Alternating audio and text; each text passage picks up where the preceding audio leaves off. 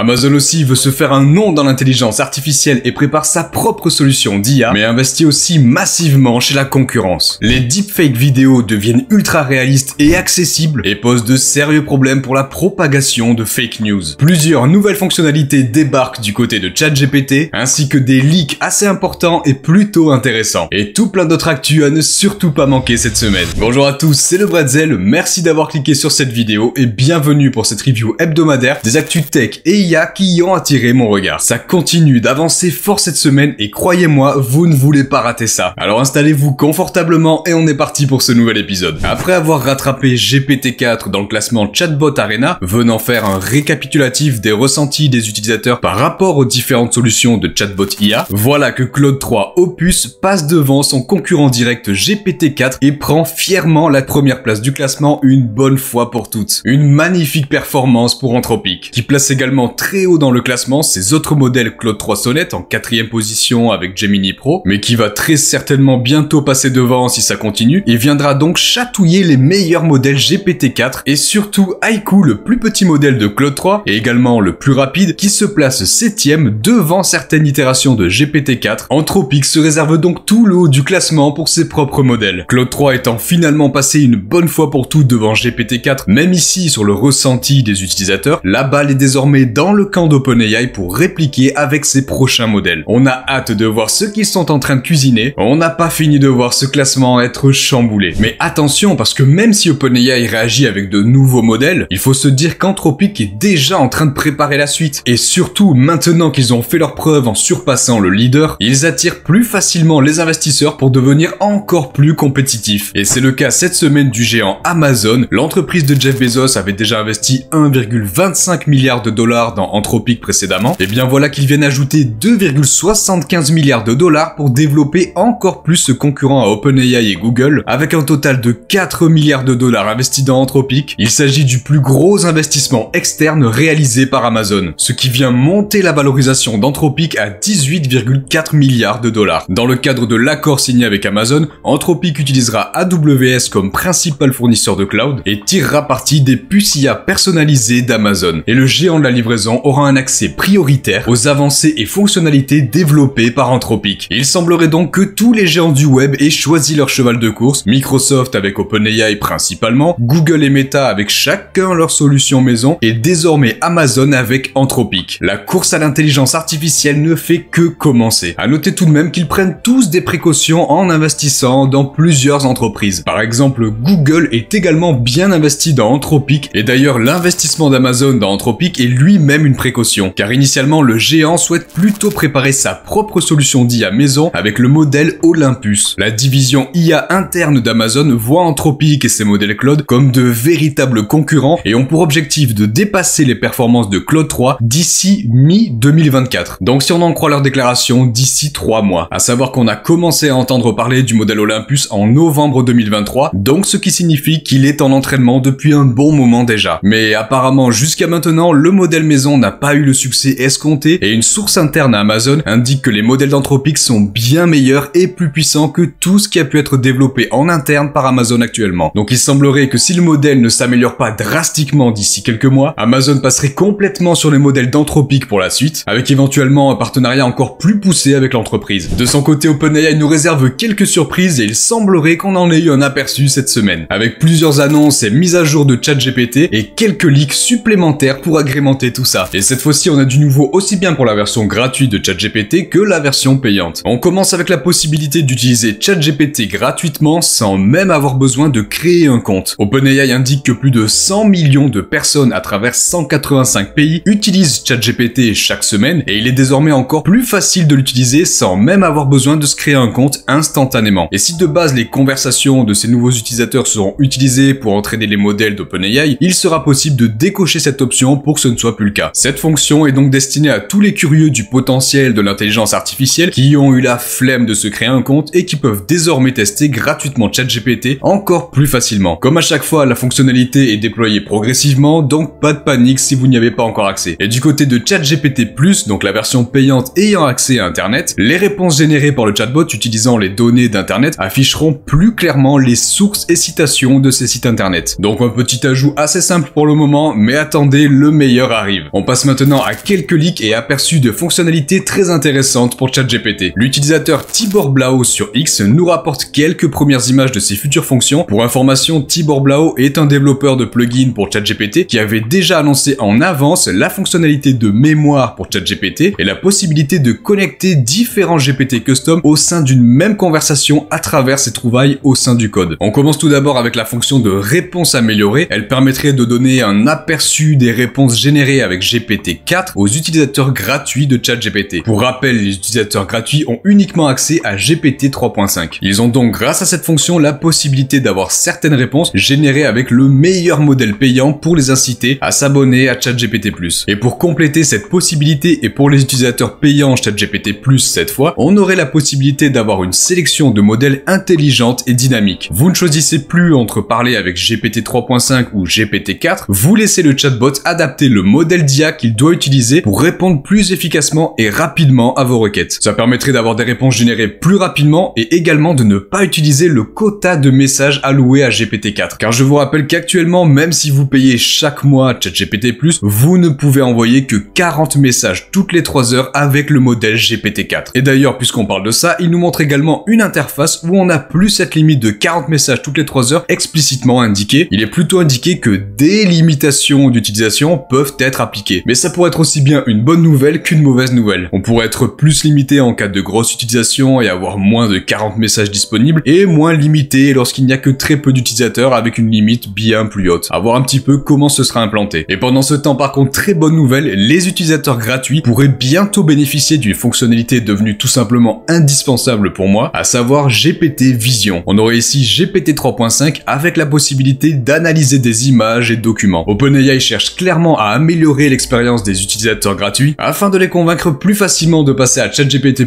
pour avoir accès à toutes les options. Et il y a une fonction qui reste uniquement accessible aux utilisateurs payants pour le moment en tout cas, c'est l'accès à DALL-E 3 et la génération d'images par IA avec ChatGPT. Eh bien on a aussi du nouveau ici avec la possibilité de modifier des éléments d'image générés. Et on a directement ces informations depuis les pages d'aide d'OpenAI qui viennent d'être mises à jour avec ces éléments. Il suffira donc de cliquer sur une image générée pour ouvrir l'interface d'édition de DALL-E 3. Donc soit vous demandez les modifications en discutant avec le chat qui se transforme d'ailleurs en Edit Image, soit vous pouvez être encore plus précis en sélectionnant sur l'image les éléments que vous souhaitez modifier. Ici on le voit sélectionner grossièrement le fond et demander d'ajouter des cerisiers, et hop, DALL-E 3 ajoute les fleurs de cerisier. Pareil juste en dessous où les oiseaux sont sélectionnés et l'utilisateur demande de le supprimer, et hop, l'image suivante générée a bien enlevé les oiseaux du fond. Et on peut même sélectionner ici le visage du chat pour le rendre heureux par exemple, et à savoir que toutes ces modifications par DALL-E 3 seront également possibles depuis l'application mobile. Donc déjà plein de belles choses qui sont déployées sur ChatGPT ou qui arrivent très prochainement, et en plus on a l'arrivée imminente de la sainte rémunération sur le GPT Store. C'est à travers ce post sur X qu'OpenAI annonce avoir débuté avec un petit groupe de créateurs de GPT custom américains des tests pour une rémunération basée sur l'utilisation des GPT disponibles sur le GPT Store. Commencer avec un petit groupe permet à OpenAI de récupérer les premiers retours de ses utilisateurs et créateurs de GPT custom pour voir avec eux la meilleure façon de mettre en place ces rémunérations pour motiver les créateurs en les récompensant pour leur créativité et impact. Alors accrochez-vous bien, préparez-vous pour l'arrivée imminente de centaines de vidéos et tutos pour devenir extrêmement riche avec le GPT Store. On a hâte de voir tout ça et de profiter des milliers de spams qui vont envahir le GPT Store, ça va être un vrai régal. Et bien entendu, pour faire tourner tout ça, que ce soit les nouvelles fonctionnalités de ChatGPT ou bientôt le nouveau modèle GPT-5, il va falloir que les serveurs du côté d'OpenAI tiennent le coup et soient extrêmement puissants. Et c'est là qu'entre en jeu le partenariat entre OpenAI et Microsoft. Alors si l'accord entre les deux entreprises permet à Microsoft d'utiliser les technologies d'OpenAI notamment pour alimenter son IA Copilot, et à OpenAI d'utiliser les ressources matérielles de Microsoft pour entraîner ses modèles, il semblerait que ça soit pas encore suffisant. Et les deux entreprises souhaitent collaborer pour la création d'un super ordinateur au nom de code Stargate. Ça rappelle de sacrés souvenirs avec les séries Stargate SG1 ou Stargate Atlantis, véritable banger. Le projet Stargate serait donc la création d'un data center de plus de 100 milliards de dollars constitué de millions de puces IA, ce qui ferait que ce projet serait 100 fois plus cher que les data centers actuels. Il s'agirait là du plus gros data center parmi plusieurs qu'ils souhaitent mettre en place sur les 6 prochaines années, avec un déploiement pour Stargate en 2028. À noter aussi qu'ils compteraient faire en sorte que ce projet puisse accueillir des puces IA de différentes marques pour ne plus dépendre uniquement d'NVIDIA, qui est actuellement le fournisseur le plus important sur le marché. Une chose est sûre, si le projet se concrétise, Microsoft et OpenAI ne semblent reculer devant rien pour faire avancer l'intelligence artificielle. Et leur partenariat semble plus fort que jamais. Et puis OpenAI ne travaille pas que sur des modèles d'IA de texte ou d'image. Cette semaine a été révélée par l'entreprise Voice Engine. Ce modèle de text-to-speech peut cloner des voix humaines avec un extrait de seulement 15 secondes pour générer ensuite des audios qui semblent naturels et réels. Écoutez cet audio de référence. Force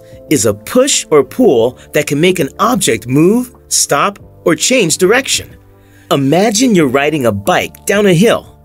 First, the push you give off the ground is the force that gets you going. Et maintenant, l'audio généré à partir du texte écrit juste en dessous qui reprend parfaitement la voix qu'on vient d'écouter. Some of the most amazing habitats on Earth are found in the rainforest.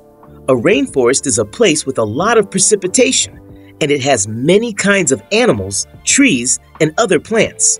Tropical rainforests are usually not too far from the equator and are warm all year. Le modèle permet de garder l'accent des voix clonées ainsi que les émotions dans les audios générés. Il peut également servir à de la traduction d'audio avec ici un extrait en anglais, traduit par exemple en français avec d'ailleurs un petit accent anglais, vous allez voir ça. Friendship is a universal treasure. It brings joy, support, and laughter into our lives no matter where we are in the world. True friends stand by us through thick and thin, sharing our joys and easing our sorrows. Let's celebrate the bonds of friendship that connect us all across every language and culture. L'amitié est un trésor universel. D'où que nous venons, elle apporte joie, soutien et rire dans nos vies. Les vrais amis se tiennent toujours à nos côtés. Contre vent et marée, ils partagent nos joies et soignent nos chagrins. Chérissons les liens d'amitié qui nous unissent, par-delà la diversité de nos langues ou de nos cultures. Voice Engine n'est pas rendu disponible publiquement par OpenAI comme Sora, seuls des partenaires de confiance y ont accès, comme par exemple Agen, dont on va reparler juste après. OpenAI indique avoir ajouté des protections à l'utilisation du modèle, comme du watermarking sur l'audio, et surveille chaque audio généré pour éviter tout abus. Mais le plus fou, c'est qu'il ne s'agit pas du tout d'un nouveau modèle. Voice Engine existe chez OpenAI en interne depuis 2022, et c'est d'ailleurs ce modèle qui est utilisé pour les voix de ChatGPT, qui peuvent vous lire les réponses ou avec qui vous pouvez discuter sur l'application mobile. À voir si l'entreprise souhaitera publier son modèle à l'avenir ou si cette publication sur leur blog sert uniquement à démontrer leur technologie et l'avance qu'ils ont, étant donné que le modèle date de 2022, pour essayer de convaincre de nouveaux partenaires professionnels de collaborer avec eux. En tout cas, ne pas publier le modèle uniquement pour des soucis d'éthique et de dangerosité d'utilisation est un petit peu foireux étant donné qu'il existe déjà un modèle open source, Voicecraft, faisant la même chose avec seulement 3 secondes de voix nécessaire pour être cloné. Et si le modèle est open source, c'est justement afin que chacun puisse voir les limites et puisse déceler l'utilisation du modèle afin d'en éviter tout usage abusif ou le repérer facilement. Ça rappelle la situation de 2019 où OpenAI ne souhaitait pas publier son modèle GPT-2 car soi-disant le modèle d'IA était bien trop puissant pour être rendu public, ce qui était un véritable danger. Et voilà qu'aujourd'hui des dizaines de modèles open source surpassent en tout point et de très loin GPT-2. Alors est-ce que vraiment OpenAI cherche à protéger le monde de la trop grande puissance de leurs différents modèles pour des raisons éthiques en se faisant passer pour les gentils ayant trop de pouvoir, ou cherche-t-il plutôt à simplement donner envie pour que les partenaires professionnels essaient de négocier à la hausse les différents tarifs pour pouvoir utiliser ce genre de modèle? Je suis curieux d'avoir vos avis là-dessus en commentaire. Surtout qu'à côté de ça, leur partenaire principal ayant accès à Voice Engine, à savoir Agen, a publié cette semaine Avatar in Motion 1.0. L'IA est capable de modifier la gestuelle des mains, la voix, le ton, changer complètement ce qui est dit ou traduire et adapter complètement le mouvement des lèvres. Je vais d'ailleurs le laisser vous expliquer. Merci le bretzel. Je vais prendre la suite. Avatar in Motion permet de bouger mes mains, me faire faire des gestes, traduire, adapter le mouvement de mes lèvres. Tout ça en vidéo à partir d'un texte écrit. Par exemple, je peux vous dire de vous abonner à la chaîne du Bretzel pour ne rater aucune actualité tech et IA. Et je peux même vous dire en avant-première qu'il prépare des guides complets. Hop, n'en dis pas plus Nick, pas de teasing tant que tout n'est pas prêt. Si vous voulez tester, il est possible de faire dire ce que vous voulez à Nick sur cette vidéo via cette interface gratuitement pour vous rendre compte un petit peu des possibilités. Il suffit d'écrire un texte et ils envoient la vidéo générée par mail. Je vous mets le lien en description. Les avatars IA d'Agen étaient déjà très impressionnants alors qu'ils étaient encore assez immobiles malgré quelques mouvements de tête et de main. Mais là on passe véritablement à un autre niveau. Sur l'extrait que j'ai fait, on a quelques petits bugs sur la voix en français, mais je l'ai fait avec un seul essai et ça s'est généré en même pas 5 minutes. Donc je vous laisse imaginer ce qu'on pourra bientôt faire. Et surtout, 8gen ne sont pas les seuls à proposer ce genre de génération de vidéos. On a aussi une démonstration de Arcade AI. L'article nous précise que la femme existe bel et bien, mais qu'elle n'a jamais enregistré cette vidéo. L'IA a fait bouger ses lèvres, cloné sa voix et fait faire des gestes. Rien dans cette vidéo n'était réel. So let me get this straight. You guys are telling me that when you're out of the house for hours, you're comfortable walking around with all that stanky body odor that's been building up on you all day? What's even crazier is that some of you are applying deodorant. Et ce qui est intéressant, c'est que lorsque la vidéo est devenue virale, la plupart des gens ne croyaient pas que c'était généré par IA. On atteint là la limite de la distinction entre fake et réel et ça va pas aller en s'améliorant. Il deviendra de plus en plus difficile de les distinguer et on ne va plus croire en ce que l'on voit. Et les premiers touchés seront bien entendu les politiques, comme ici avec une vidéo deepfake générée par Argyle AI de Barack Obama qui semble plus vrai que nature. Hello, this is Barack and today I'll explain to your kids quantum mechanics in less than 1 minute.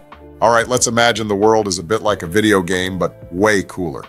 In this game, everything is made of tiny, tiny dots called particles. Bon, ici c'est cool parce qu'on a Barack Obama qui nous explique la mécanique quantique, mais on peut très facilement imaginer les dérives qui vont en découler. Et d'ailleurs, si ça vous intéresse, Ivan Casta a fait une super vidéo sur les deepfakes que je vous recommande et que je vous mets en description, bien entendu. XAI, l'entreprise d'IA d'Elon Musk, a révélé cette semaine Grok 1.5. La toute nouvelle version de leur IA Grok, rendue open model dans sa version 1.0 précédemment. Grok 1.5 a une fenêtre contextuelle de 128 000 tokens. Et on peut voir ici sur le benchmark partagé le gros gain de performance par rapport à Grok 1.0, mais on voit également que pour l'instant, le modèle reste en arrière par rapport aux cadors du secteur avec Gemini Pro 1.5, GPT-4 et Claude 3 Opus. Donc pas de quoi révolutionner le domaine pour le moment. Grok tire quand même son épingle du jeu avec sa capacité à prendre des informations en temps réel depuis le réseau X via son intégration dans celui-ci et par la suite une éventuelle intégration de l'IA mid-journée pour la génération d'images comme les rumeurs le laissaient supposer il y a quelques temps. Et on a quand même Elon Musk qui tease la suite avec un Grok version 2 actuellement en entraînement et qui dépasserait d'ores et déjà toute la concurrence. À voir donc ce qu'il en sera lors de la présentation de Grok 2.0. Le modèle d'IA Firefly d'Adobe a fêté sa première année en mars et pour l'occasion, Adobe nous présente de nouvelles fonctionnalités ajoutées à Firefly. Et vous allez voir qu'on se rapproche un peu de fonctions déjà disponibles dans Stable Diffusion, c'est intéressant. On a tout d'abord Gen Studio qui s'adresse principalement aux professionnels en proposant une application et plusieurs outils permettant de générer des assets avec Firefly et adapter chaque création selon le support qui sera utilisé. Ça permet de créer plus facilement des campagnes de publicité et analyser les différents retours. L'autre grosse nouveauté de Firefly est la fonctionnalité de référence structurelle et c'est là que vous allez reconnaître des fonctions similaires à Stable Diffusion car avec la référence structurelle, vous allez pouvoir envoyer une image dont l'IA va se servir pour générer de nouvelles images en gardant la structure de votre image initiale. Il s'agit clairement de l'extension ControlNet disponible gratuitement avec Stable Diffusion. Et voici quelques exemples réunis par MinChoice sur X pour mieux comprendre l'intérêt de cette fonctionnalité qui débarque dans Firefly. Au niveau des images qui sont reprises dans des styles complètement différents, comme ici avec le célèbre mème du chien dans une maison en feu, réimaginé en broderie. Comme on le voit, on peut reprendre des logos pour appliquer divers styles dessus. Ça fonctionne également avec des photos qu'on a prises. Intéressant aussi la possibilité d'utiliser des croquis d'architectes pour donner vie à la pièce imaginée. Et ça fonctionne bien entendu aussi bien avec des textes comme on peut le voir ici. Et vous pouvez l'utiliser pour faire des surprises à vos enfants en donnant vie à leurs dessins les plus farfelus. Donc c'est exactement le même concept que ControlNet mais cette fois-ci dans Firefly. À savoir que l'avantage de Firefly est qu'Adobe garantit que son IA a été entraînée uniquement sur des images libres de droit ou alors des images sous licence où ils ont explicitement l'autorisation. Et comme avec Stable Diffusion, vous allez aussi pouvoir entraîner des modèles custom avec Firefly avec l'introduction de Custom Models. Ça permet d'entraîner par exemple un style et générer des images reprenant ce style. L'entraînement ne nécessite qu'entre 10 et 20 images de référence pour fonctionner. Et pour finir, Adobe a conclu un partenariat avec le géant Microsoft, encore lui, pour intégrer Firefly dans Copilot et Microsoft 365. On n'a pas encore de date ni d'exemple d'intégration précis pour ce partenariat, mais encore une fois, on voit que Microsoft prépare différentes stratégies pour rester au top de l'IA. Et voilà qui conclut notre récap hebdomadaire des Actu Tech et IA. Alors je vous souhaite à tous une excellente semaine. C'était le Bretzel, à très vite.